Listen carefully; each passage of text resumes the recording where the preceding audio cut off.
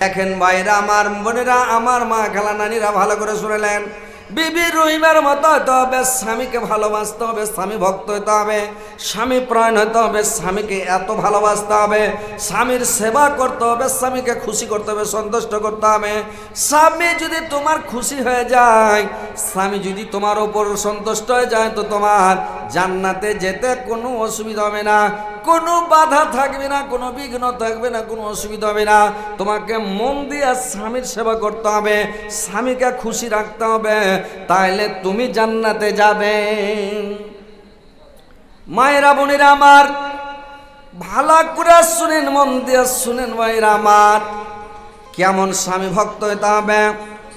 আল্লাহর নবীর স্ত্রী, আল্লাহর নবীর বিবি ছিল খাদিজা।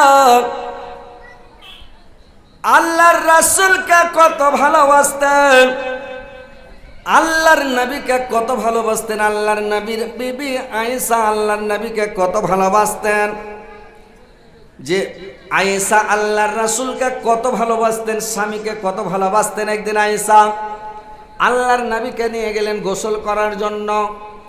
একটা তক্তার উপরে আল্লাহর নবীকে উঠিয়ে দিলেন। আল্লাহর নবী একটা তক্তার উপরে উঠে বসলেন রে ভাই। আর বসে যখন গোসল করতে গেলেন, আয়েশা ওর মাথায় পানি ঢালছে, আল্লাহর রাসূলের মাথাতে পানি ঢালছে। আল্লাহর রাসূল গোসল করছেন, আর দেখছে কি পানিটা যে বয়ে যাচ্ছে, তো পানিটা বয়ে যাচ্ছে তো লাল হয়ে বয়ে যাচ্ছে রে ভাই। পানিটা যখন লাল হয়ে বয়ে যাচ্ছে, আল্লাহর রাসূল জিজ্ঞাসা করলেন আয়েশাকে, আয়েশা এই পানিটা লাল হয়ে কেন বয়ে যাচ্ছে, কি ব্যাপার? আয়েশা বললেন, নবী গো, যখন আপনি তক্তার উপরে উঠেছিলেন, যখন আপনি এই তক্তার উপরে সওয়ার হয়েছিলেন স্বামী গো, আমার পায়ের কুড়া আঙ্গুলটা তক্তার নিচে চাপা পড়ে গেছে, আমার কুড়া আঙ্গুলটা থেতলা ডাল হয়ে গেছে, আমার আঙ্গুলটা থেতলা আঙ্গুল দিয়ে রক্ত বের হয়ে যাচ্ছে স্বামী গো, ওই রক্তটাই লাল হয়ে যাচ্ছে। আল্লাহর রাসূল চট করে নেমে গেলেন। আর আল্লাহর রাসূল চট করে নেমে যায়, আল্লাহর নবী চট করে নেমে গেলেন। আর নেমে যায় তখন করলেন কে? আল্লাহর নবী চট করে নেমে গেলেন। আর নেমে যায় আল্লাহর রাসূল করলেন কি, চট করে যখন নেমে গেলেন, নেমে যে আয়েশার আঙুলটা বললেন, আয়েশা দেখি তোমার আঙুল, তুমি একটু কেন করলে না, করলে না, একটু তুমি ব্যথা অনুভব করলে না, কি ব্যাপার আয়েশা, তুমি কেন একটু কোনো মানে কিছু করবিস করলে না? আয়েশা বললেন, শুনেন স্বামী গো, আমার একটা আঙ্গুল তক্তার নিচে চাপা পড়ে মানে ডাইল হয়েছে, থেতলেছে, এই কারণে যাবে উহা করব, আমি কটবিস করব। আমার যদি পায়ের 10টা আঙ্গুল চেপে যদি ডাইল হয়ে যেত, 10টা আঙ্গুল যদি কুচলে যেত, থেতলে যেত, কাটা হয়ে যেত, তবু আমি একবার উসাস করতাম না, উহা করতাম না, আমি কটবিস করতাম না, আপনাকে কষ্ট দিতাম না। ভাইরা আমার, বন্ধুরে আমার, মা খালা নানিরা শুনলেন স্বামীকে কত ভালোবাসে, স্বামীর ওপরে কত ময়া, কত মমতা, যে স্বামীর ওপরে এত ময়া, এত মমতা, যে স্বামীকে মানে কষ্ট দিবে না। এখনকার মেয়ে ছেলে হইলে একটু যদি ওর পায়ের উপরে পা পড়ে যায়, তো এমন জোরে ঢাক্কা মারবে, 3 পাল্টিক দিবে, খুবই মুখ পুড়ার বেটা, তোর কপালে চোখ নাই ঢালাবার হয়ে গেছে, তুই আর পাখান খুঁজে দিলি, কইবে না? কি জি ভাই, বরদাস্ত করবে? একদিন একটা চড় মেরে দেন, কোনো কারণে একটা চড় মেরে দেন, তো 3 দিন চালা করবেন আপনার সাথে। লাস্টে ওই আপনাকে যে আবার হাত ধরতে হবে, মানে ফুসলাইতে হবে, যে বুঝতে পেরেছেন তো, ওই করতে হবে না, বুঝতে পেরেছেন? পুরুষকে নারাজ করতে হবে না। কতগুলো ভালো স্ত্রী আছে, ও মারুক আর পিটুক আর যে করুক, রাগ করবে না, স্বামীকে খিলেবে, স্বামীর সাথে কথা বলবে, স্বামীর আদর করবে, স্বামীর সোহাগ করবে, স্বামীকে ভালোবাসবে, সবই করবে, মারুক, ঝগড়া হয়েছে তাও চালা করবে। আর কত মহিলা আছে, একদিন একটা গ্যাল দিয়ে দিলে 2-3 দিন চালা করবে না, কথা কহেবে না, মধ্যখানে বালিশ দিয়ে তখন নিন পারবে। এই তো স্ত্রী দুনিয়াতে, বুঝতে পেরেছেন কেমন স্ত্রী আছে।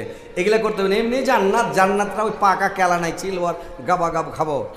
জান্নাত যেতে হলে পরিশ্রম করতে হবে, কষ্ট করতে হবে। দুনিয়াতে সব চাইতে ভালো মানুষ হয়েছে কেটা জানেন? ভালো এবাদত হলো সৎ চরিত্র, ভালো চরিত্র। মানুষের সাথে সৎ ব্যবহার করেন, সৎ আচরণ করেন, মানুষের সাথে ঝগড়া বিবাদ কাজিয়া ফাসাদ করিয়েন না। আর মানুষের সাথে নম্র ব্যবহার করবেন, নম্রভাবে চলবেন, ঠান্ডা মেজাজে চলবেন, মাথা নিচে করে চলবেন, তর্ক করতে যাবেন না। তর্ক ছেড়ে দেন, জান্নাতে চলে যাবেন। ওই আল্লাহ রসুল বলছিলেন যে হারাম খাও জান্নাতে চলে যাও। সাহাবী বলছেন হারাম খাও জান্নাতে যাবো, এটা কেমন কথা হুজুর? বললে হারাম মানে হলো রাগ, হলো হারাম। মানুষের রাগটা হচ্ছে হারাম। ওই হারাম খেয়ে নাও মানে রাগটাকে খেয়ে নাও, রাগটাকে হজম করে দাও, তুমি জান্নাতে চলে যাও। তো ওই লেগে রাগ করতে হবে না, রাগ জিনিসটা হলো ক্ষতি করা জিনিস। তো ভাই রাগ করতে হবে না, আপনাকে বরদাস্ত করতে হবে, সাবর করতে হবে, ধৈর্য ধরতে হবে, মানুষের সাথে সৎ আচরণ করতে হবে, ভালো ব্যবহার করতে হবে, তাহলে আপনি জান্নাতে যাবেন। স্বামীকে ভালোবাসেন, স্বামীকে খুশি করেন, স্বামীকে সন্তুষ্ট করেন, স্বামীর পায়ের নিচে বেহেশত। বুঝতে পেরেছেন? ওর পায়ের তলে জান্নাত আছে সেটা কথা নয়, ওর মর্যাদার দিক দিয়ে ওর পায়ের নিচে বেহেশত। যেরকম মার পায়ের তলে বেহেশত, তো মায়ের পায়ের তলে কি জান্নাত আছে? জান্নাত নাই। মার পায়ের তলে বেহেশত মানে মর্যাদার দিক দিয়ে, সম্মানের দিক দিয়ে ওর পায়ের নিচে বেহেশত। তো কথা হচ্ছে ভাই, কথাগুলো মন দিয়ে শুনবেন, ভালো করে শুনবেন। যে কথাগুলো মন দিয়ে ভালো করে শুনবেন, যে মার পায়ের নিচে বেহেশত, স্বামীর পায়ের নিচে স্ত্রীর বেহেশত। তো স্বামীকে খুশি করতে হবে, সন্তুষ্ট করতে হবে, ভালোবাসতে হবে। কেমন করে? যে আল্লাহর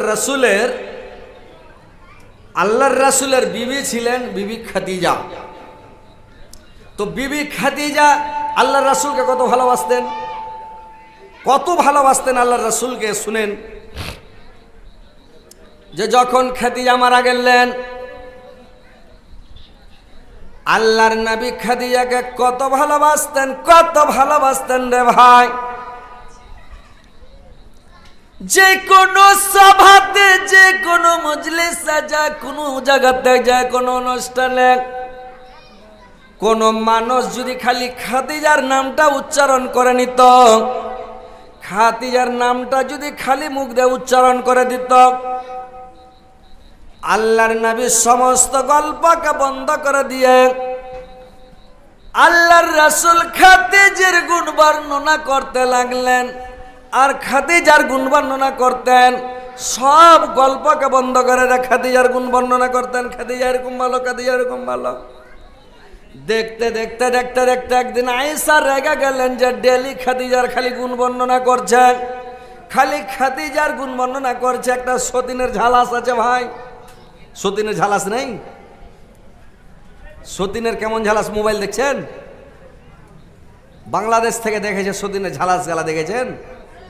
বিশাল ঝালাস, সতীনের মতন ঝালাস আর দুনিয়াতে নেই। এক সতীন করেছে কি, আর এক সতীনকে দেখছে তখন তোর মুখখানটাকে এরকম করবো, তখন আর এক ঝনা করেছে কি গুল্লা দিয়ে দেখেছে তোর মুখখানটাকে কই চিলা দেবো।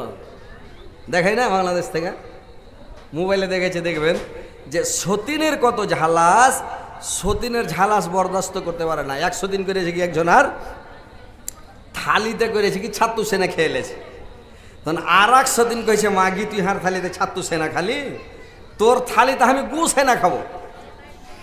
কত সতীনের ঝালাস, বুঝতে পারছেন? সতীনের মতন ঝালাস আর দুনিয়াতে কিছু নাই। এবার খাদিজার গুণ যখন ডেলি বর্ণনা করে রে ভাই,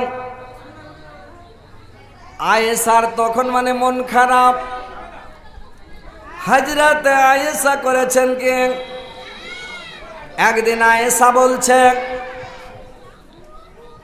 আল্লাহর নবীকে বলছেন, নবী গো যখন আপনার বয়স 25 বছর আর খাদিজার বয়স 40 বছর, আপনি একটা জাইফি বুড়িকে বিয়ে করেছিলেন, আর একটা জাইফি বুড়িকে বিয়ে করার পরে সব সময় খালি খাদিজা খাদিজা, খাদিজার গুণ ভুলতে পারে না। সব সময় খালি খাদিজা খাদিজা কেন করছেন? আরে এত সুন্দরী যুবতীর রূপসী স্ত্রী আপনার সামনে আছে, আপনি একবারও আমাদের গুণ বর্ণনা করেন না, আর সব সময় খালি খাদিজা খাদিজা করছেন। আল্লাহর নবী বললেন আয়েশা রে, তোমরা আমার সুখের বন্ধু, সুখের সাথী রয়েছে। আমার 13টা স্ত্রী, কেউ বলেছে 11টা স্ত্রী। আল্লাহর নবী বললেন এতগুলো স্ত্রী আল্লাহ পাক আমাকে দান করেছেন, কিন্তু খাদিজার মতন স্ত্রী একটাও আমাকে দান করা হয়নি। আমাকে যতটি স্ত্রী দেওয়া হয়েছে মানে খাদিজার মতো একটাও নয়। বললে আয়েশা রে, কে হাল্লা করছে জি? এই মায়া লোক এত কি হাল্লা করে নাকি? কেন তোমরা হট্টগোল করছো? শান্তিভাবে এসো, চুপচাপ এসে বসে যাও। এত গন্ডগোল করতে হবে আর হই হাল্লা করতে হবে? হ্যাঁ, মামু একটু জান না, একটু মানা করেন তো। আপনারা ভালো লোক গালা দুই একটা যান, ওখানে ওরা ক্যাচাল গালা মিটান মেয়ে ছেলের। আরে মেয়ে ছেলে রে, এরা সব জায়গায় ভারী, গোরেও ভারী, কবরেও ভারী, ঘাড়ে করে নিয়ে যাবেন তাও ভারী। আর এই লেগে বিয়া শাদী হইলে আগে ওই পালকিতে বিয়ে হতো, তখন 2-3 দিন আগে থেকে 8 দিন আগে থেকে খাই দিত না, ভারীর লেগে খালি। আর আগে সুখিয়া লিখিত সব সময় এরা গল্প ছাড়া থাকবে না, খালি গল্প। একটু শান্তিভাবে বসো। এবার আল্লাহর নবী বললেন, এরা আয়েশা তোমরা আমার সুখের সাথী। যখন মক্কা নগরেতে আমার আশ্রয়দাতা কেউ ছিল না, আমার সহযোগিতা করার, সাহায্য করার কোনো লোক ছিল না, একমাত্র আমার সহযোগিতা করার লোক ছিল মানে খাদিজা। আসমানের নিচে জমিনের উপর এক মানব কুলের মধ্যে 1 নাম্বার আমার চাচা আবু তালেব আর আমার খাদিজা, দুজন ছিল আমার ঢাল, আমার মাথার তাজ। যতদিন আমার খাদিজা বেঁচে ছিল, যতদিন আমার চাচা বেঁচে ছিল, কোন মক্কার লোক, কোন সৌদিয়ার লোক আমার গায়ে হাত লাগাতে পারেনি, টাচ করতে পারেনি, আমার কোনো ক্ষতি করতে পারেনি। আর যেদিন আমার চাচা আমার খাদিজা দুনিয়া থেকে চলে গেল, সেদিন থেকে আমার মানে কষ্ট শুরু হয়ে গেল। আমার খাদিজা কত ভালো ছিল, আমার কত ঢাল ছিল রয়েছে। যখন রাত্রি বেলায় আমি দিনের দাওয়াত দিতে যেতাম, তাবলীগ করতে যেতাম, জালসা করতে যেতাম, হজ করতে যেতাম, তো জালসা করতে মানে যখন ওয়াজ করতে যেতাম, মানুষকে দিনের দাওয়াত দিতে যেতাম, কলমার প্রচার করতে যেতাম, রাত 2টায় আসতাম, 2:30টায় আসতাম, 3টার সময় আসতাম, রাত 12টার সময় আসতাম। যখন বাড়িতে আসতাম আমি গেটের কাছে যাই খালি একবার দেওয়ালে ঠোকা মারতাম, কপাটে ঠোকা মারতাম, খাদিজা। একবার ঠোকা মারতে মাত্র গেট খুলে যেত, কেওয়াড়খানা খুলে যেত। ঠোকা মারতে মাত্র গেট খুলে যেত। দেখতে দেখতে আমি একদিন খাদিজাকে জিজ্ঞাসা করলাম, এরা খাদিজা, রাত্রি বেলায় কি তুমি ঘুমাও না? তুমি কি বিছানাতে শুয়ে থাকো না রে খাদিজা? যে যখনই গেটে বাড়ি মারি তুমি গেট খুলে দাও, কেওয়াড়খানা খুলে দাও, ব্যাপারটা কি? খাদিজা বলল, স্বামী গো, যখন আপনি দিনের দাওয়াত দিতে চলে যান, আপনি যখন কলমার প্রচার করতে চলে যান স্বামীগণ, আমি রাত্রি বেলা কি করি স্বামীগণ? আমি বিছানায় যদি শুয়ে যাই, আমি কেওয়াড়খানা লাগিয়ে দিই, হুড়কা লাগিয়ে দিই, খিল ঢুকে দিই। আর যদি আমি বিছানায় শুয়ে যাই, ল্যাপ কেথা দিয়ে মানে লেলি দিয়া মুখ ঢেকে নি ঘুম চলে আসবে। আপনি দিনের দাওয়াত দিয়ে বাড়ি আসবেন, গেটে মারবেন, খাদিজা খাদিজা করে বাড়ি মারবেন। আমার ঘুম ভাঙতে, বিছান থাকা উঠতে, চপ্পল পায়ে দিতে, আলো জ্বালতে, কপাট খুলতে দেরি হয়ে যাবে। আপনার পায়ে পায়ে দুশ্মন, আপনার বাড়ির পাশে দুশ্মন, দুশ্মনেরা এসে, গুন্ডারা এসে আপনাকে ঘেরে নিবে, ধরে নিবে, জান মেরে দিবে। আল্লাহর রাসূলের জানি দুশ্মন হলো আবু লাহাব। আল্লাহর রাসূলের বাড়ি আর আবু লাহাবের বাড়ি 4 লাগালাগি বাড়ি, পাশাপাশি বাড়ি। আর সবচাইতে খতরনাক দুশ্মন হলো আবু লাহাব। খাদিজা বলছেন, স্বামীগণ আমি যদি ঘুমিয়ে যাই আর আপনি বাড়ি মারার আওয়াজ দিন, যদি পড়োশি শুনে